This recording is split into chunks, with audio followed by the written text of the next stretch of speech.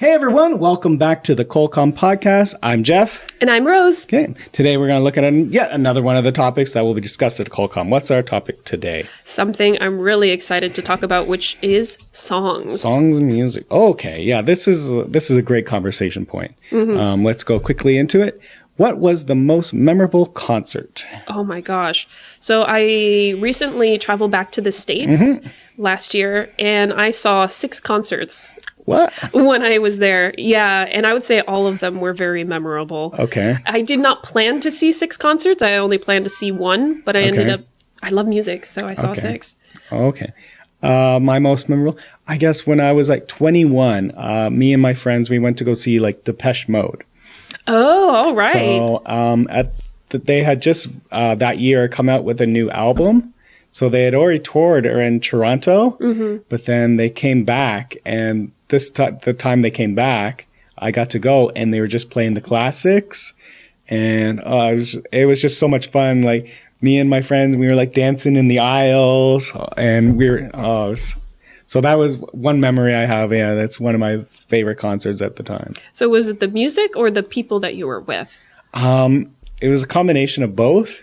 I mean, I'm glad that I wasn't by myself dancing like a fool, but because I was with my friends, I could dance like a fool. Mm-hmm. But the music was great as well. Yeah. So one of the concerts I went and saw at Red Rocks, which is a very famous live venue in Denver, was Deadmau5. Deadmau5? Yeah, Deadmau5 and my sister hooked us up with really good tickets, and I was just like having a blast. Yeah. Yeah, I like dance concerts more than, rock music or jazz concerts. So it's just, a place where you can enjoy the song, but also let go. Yes, good way of putting it, let go. Okay, number 2. How often do you go to karaoke? What song do you like to sing when you go to karaoke? Yes. Okay, so karaoke, or 노래방 as it's called in Korea, or 노래 연습관. So how often? I'm usually actually forced to go to these singing rooms. You don't want to go? Not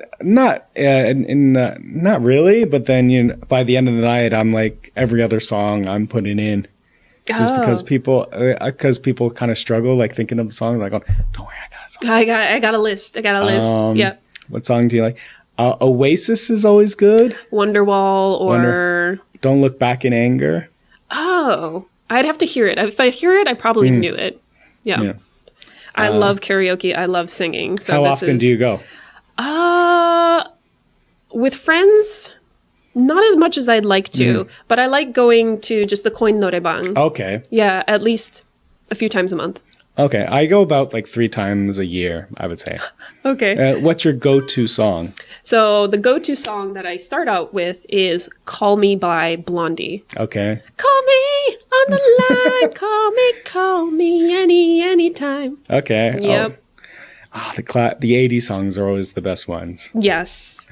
Number 3, what music applications do you use? Melon. Okay. Yeah, and that's subscription. Okay. Yeah. I've been wanting to switch to Spotify because of the music selection and just there's more indie artists that you can find on there. And you can share your lists with other people. Okay. There's something very attractive about that. But yeah, I use Melon now. How about you?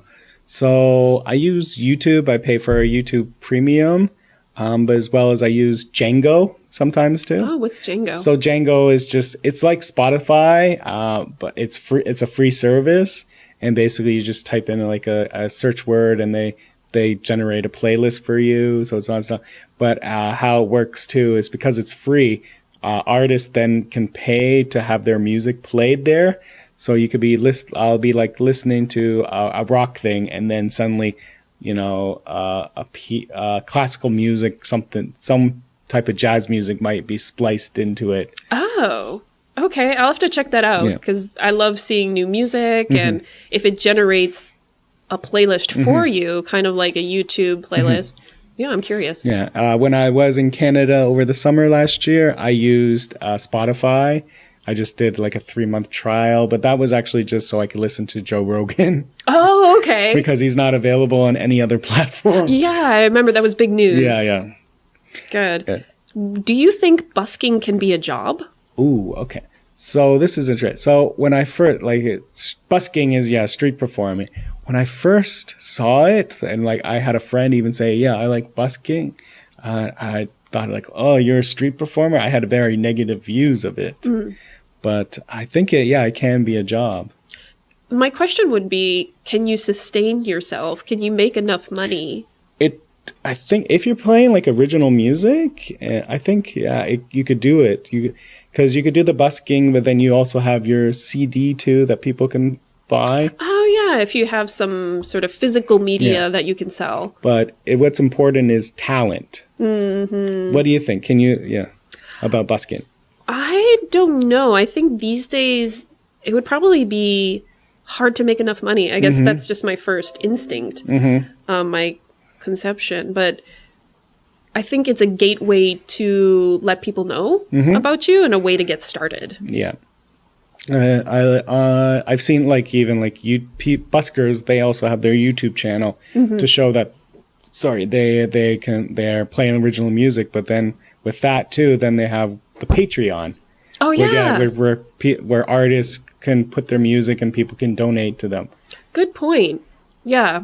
So I guess for me, I was thinking, only getting money from people who are in the audience. But if you're also including that Patreon or other sort of means of revenue, then it could be a job. So going back, when I had a friend that said, he busks, and I thought it was very negative, but then now that I became more open, I'm like, you could sustain yourself. And too, like, you're just busking between gigs. And usually there's many festivals that have buskers that are invited to play. Oh, wow. Okay, cool. Yeah. Number 5. Here. What's the last song that you listened to and really enjoyed? I don't know. I'd have to grab my phone. I have such an eclectic taste in music. It's probably something city pop related, which city pop is kind of retro Japanese 80s music. Okay. I think the last one. Who was the Dolores O'Rellin, like the lead singer of Cranberries? Oh, okay. So she did like a live performance, acoustic performance at a radio station.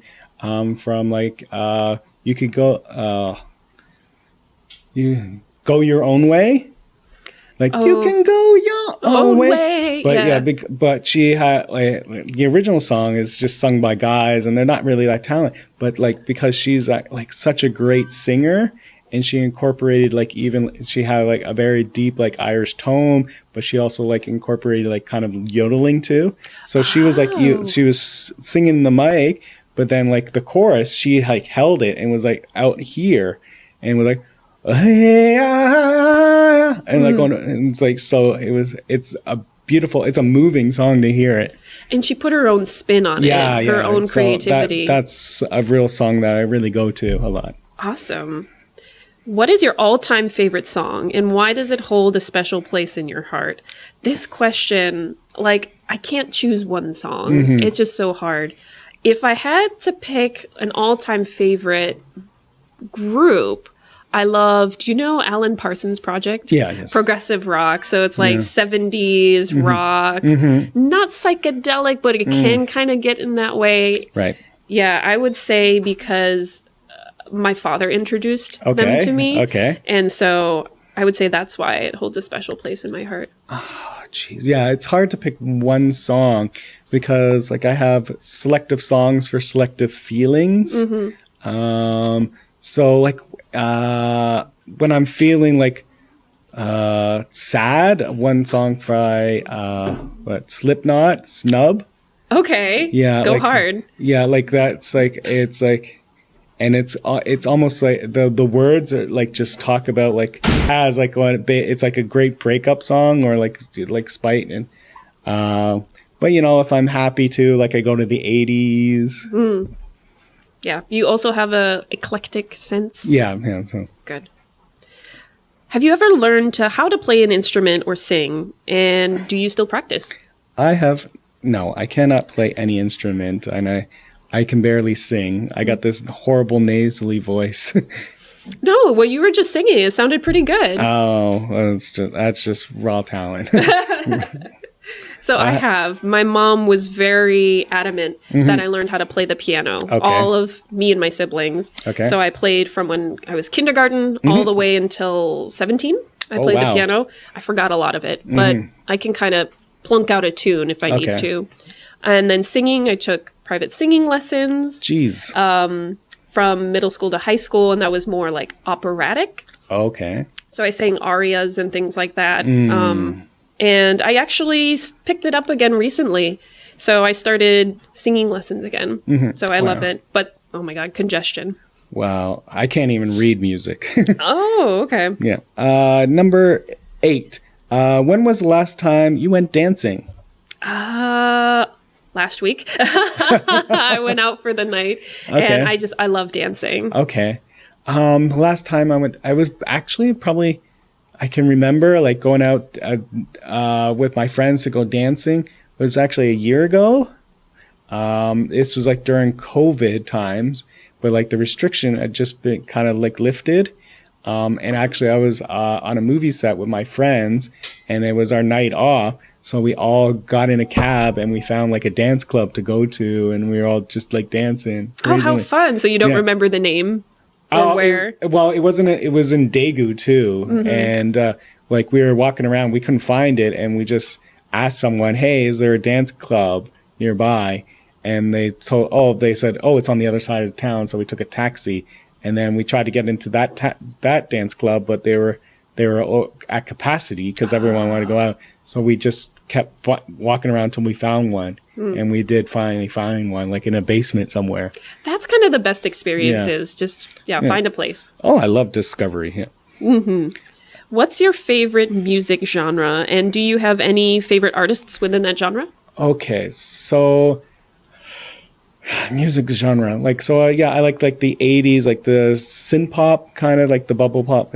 So like, if something has like that keyboard in the background, that's very uplifting. And then like it's like kind of in a goth phase, so like the techno stuff too I'm open up to, and the grunge.